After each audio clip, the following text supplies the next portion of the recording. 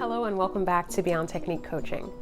Today, what I wanted to do is share an unexpected experience where my performance training helped me out with a real-world situation. It's a bit personal, but I'm sharing this because I'm hoping that it can help somebody else out there. I was pleasantly surprised that I was able to rely on my performance training to turn something that could have been an uncomfortable situation into something actually pretty fun. So a while back I had to get an MRI for a back injury, and I'm okay, so thank you for your concern. And if you haven't had an MRI before, I know it can be quite challenging for a lot of people, especially if you have sensitivity to loud noises or if you're claustrophobic. Myself, I really didn't know what to expect because I'm used to seeing MRIs in medical dramas on television or, sitcoms, things like that. So I thought I would have more space inside, and I also had no idea how loud it would be. Fortunately, my sister did tell me. She let me know that it was going to be quite loud, and she also let me know that it's going to be much closer to me than I would expect.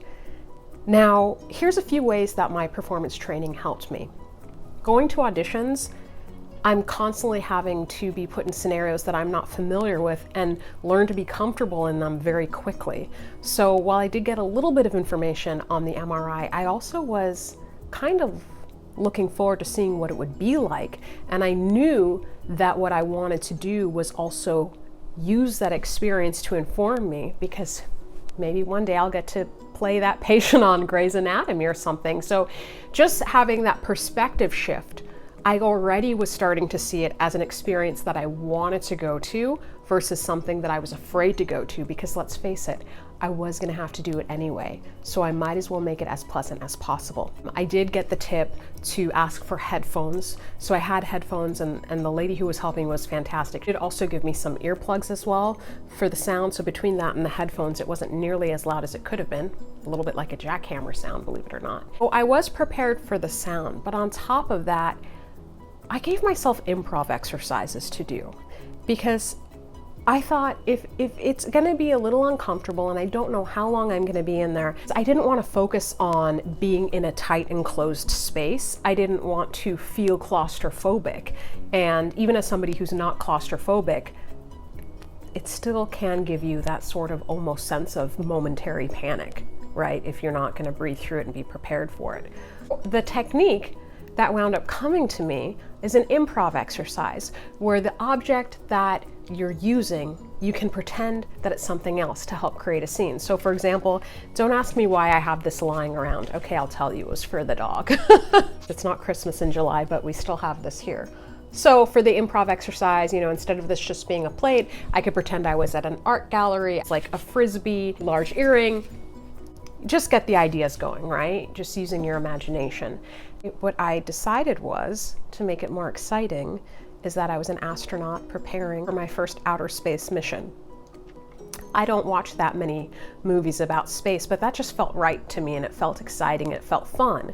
Another thing that I imagined, and this is the embarrassing part, is that I was a vampire that just got this high-tech coffin because I had just been rewatching True Blood. And I know it might sound a little bit creepy, but for me, it made the experience a lot more fun, a lot more interesting. I imagined that it was a nice weighted blanket that was just a little bit up so that I could get some airflow. So there were a few different scenarios that I gave myself until eventually I felt like I was at a park, and, because I had asked for some classical music to play, I could just relax to that and enjoy the experience. And I'm telling you, it went from the beginning of me feeling like, whoa, this is awfully close, to me feeling like, this is super relaxing, so fun. I can't believe it's over. If you have a real world activity that you might be a little bit anxious about, your mind frame can shift it. And if you give your mind something else to focus on, it can help you have a more pleasant experience than you would have had otherwise. So for me, loving performance as much as I do, this was an experience that went from something that I could have dreaded into something really fun. And I don't want to have to do it again because I don't want to have an injury to need to do again.